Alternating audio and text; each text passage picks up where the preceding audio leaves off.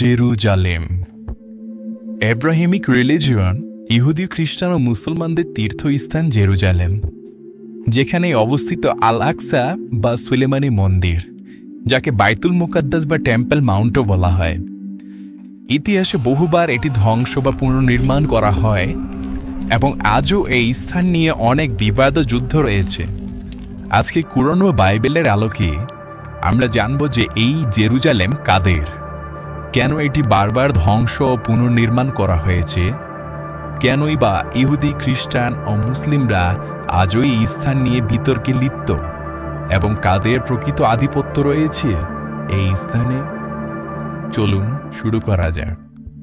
ইহুদি, খ্রিস্টান ও মুসলিম এই তিন ধর্মেই ইব্রাহিম আলাইহিসসালাম হলেন জাতির পিতা এবং প্রত্যেকেই তাকে উত্তরাধিকার সূত্রে জেরুজালেমের অংশদাতা বলে বিবেচনা করে। গল্পটির সূচনা হয় এভাবে। বাইবেলের অল টেস্টামেন্টে প্রভু ইব্রাহিমকে বললেন, তুমি তোমার পরিবার নিয়ে এই দেশ থেকে বেরিয়ে যাও, আমি তোমাকে একটি ভূমি দেব যেটি হবে তোমার বংশধরদের উত্তরাধিকার। বুক অব জেনেসিস অধ্যায় 12 পদ 1-3। এবং ঈশ্বর তাকে যে ভূমি দান করার কথা বলেছিলেন তার সেই সময়ের নাম ছিল কানান, যা বর্তমানে ফিলিস্তিন, ইসরায়েল ও জেরুজালেম নিয়ে অবস্থিত। তার প্রথম পুত্র ইসমাইলকে তিনি আরবে ছেড়ে আসেন এবং সেখান থেকে বর্তমানে ইসলামের সূচনা, এবং দ্বিতীয় পুত্র ইসহাক, যার বংশধর ইয়াকুব, এবং ইয়াকুব থেকে বনি ইসরায়েল, এবং এখান থেকে ইহুদি ও খ্রিস্টান জাতির উদ্ভব ঘটেছে। এবং কুরআনে আল্লাহ তাআলা বলেন, আমি তাকে পথ দেখিয়েছিলাম সেই পবিত্র ভূমিতে যেখানে আমি বরকত রেখেছি জগৎবাসীর জন্য। সূরা আম্বিয়া আয়াত 71। এখানেও সে পবিত্র অঞ্চল বলতে ফিলিস্তিন এবং জেরুজালেমকে বোঝানো হয়েছে। উল্লেখ্য যে ইব্রাহিমী বংশধর হওয়া সত্ত্বেও ইহুদি, খ্রিস্টানরা পূর্ব থেকে জেরুজালেমে ছিলেন না। এর কারণ ইসহাকের বংশধর ইয়াকুব, যার আরও এক নাম ইসরায়েল, এবং এই ইসরায়েলি বংশধর থেকে 12 ছেলের জন্ম হয়, যাদেরকে একত্রে বনি ইসরায়েল বলা হয়। এখান থেকে ইহুদি জাতির সূচনা। একসময় কানান অঞ্চলে দুর্ভিক্ষ দেখা দেয় এবং ইহুদিরা কানান ছেড়ে মিশরে যেতে বাধ্য হয় এবং সেখানে তারা 400 বছর দাসত্ব করে ফেরাউনের আমলে। এরপর মুসা আলাইহিসসালামের জন্ম হয় এবং তিনি তাদেরকে নীল নদ পার করিয়ে ফেরাউনের শাসন থেকে, অর্থাৎ মিশর থেকে বের হতে সাহায্য করেন। কিন্তু মিশর থেকে বের হয়ে আসার পরও তারা 40 বছর মরুভূমিতে ঘুরে বেড়ায়। বাইবেল ও কুরআন অনুযায়ী পাপ ও অবাধ্যতার কারণে আল্লাহ বা ঈশ্বর তাদের সরাসরি তাদের ওয়াদাকৃত জমিতে প্রবেশ করতে দেননি। বাইবেলে সামস 95 পদ 10-11 ঈশ্বর বলেন, এই জাতি আমার কথা শুনল না, সেজন্য আমি শপথ করেছি তারা আমার শান্তির দেশে প্রবেশ করতে পারবে না।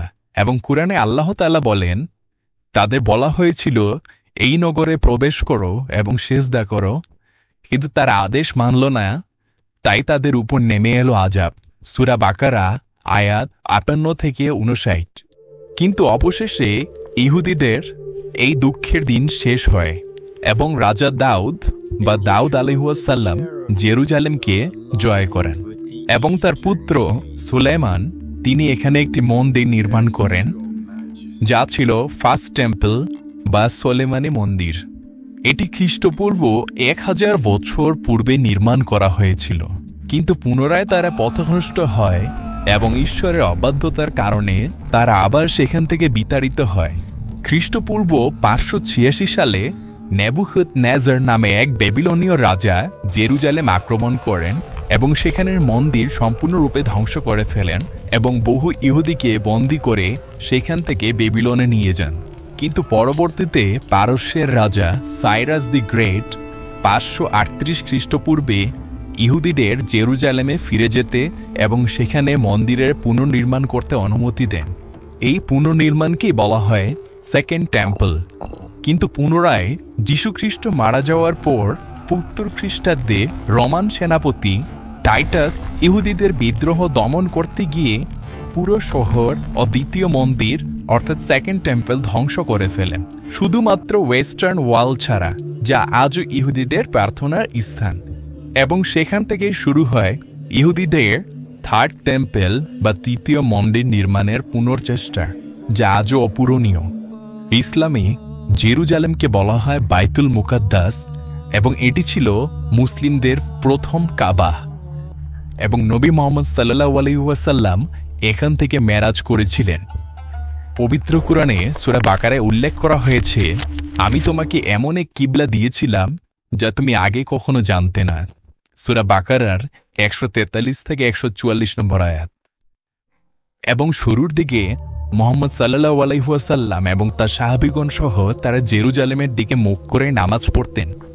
কিন্তু মদিনায় নবী মুহাম্মদের হিজরত করার পর ইহুদি সম্প্রদায়ের আশা করেছিলেন যে নবী তাদের বংশধরের একজন হবেন। কিন্তু যেহেতু নবী ছিলেন ইসমাইলের বংশধর, তাই ইহুদিরা তাকে নবী হিসেবে মেনে নিতে পারেননি, এবং ইহুদিরা তাকে ধীরে ধীরে অবজ্ঞা করতে শুরু করে। তাই তিনি আল্লাহর কাছে দোয়া করলেন, আমার উম্মতের একটি স্বতন্ত্র পরিচয় থাক।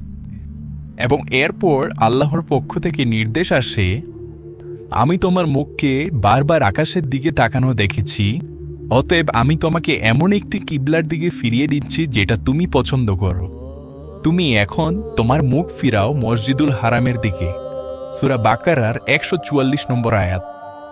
এবং এরপর থেকেই জেরুজালেমের পরিবর্তে মুসলিমদের কিবলা হয় কাবা বা মক্কা।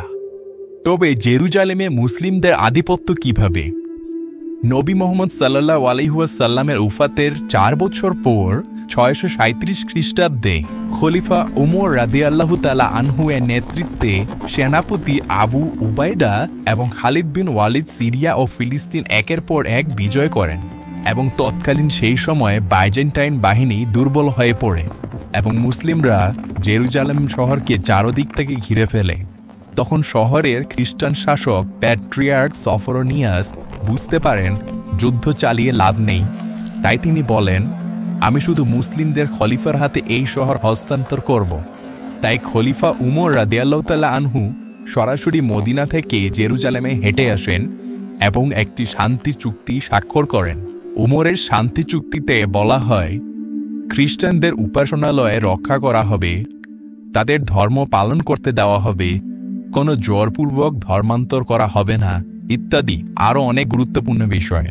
উল্লেখ্য যে রোমানদের সাথে ইহুদিদের বিদ্রোহের পর ইহুদিরা মদিনা, ইউরোপ সহ বিশ্বের বিভিন্ন অঞ্চলে ছড়িয়ে ছিটিয়ে পড়ে, তাই তৎকালীন জেরুজালেমে ইহুদিদের সংখ্যা খুবই কম ছিল।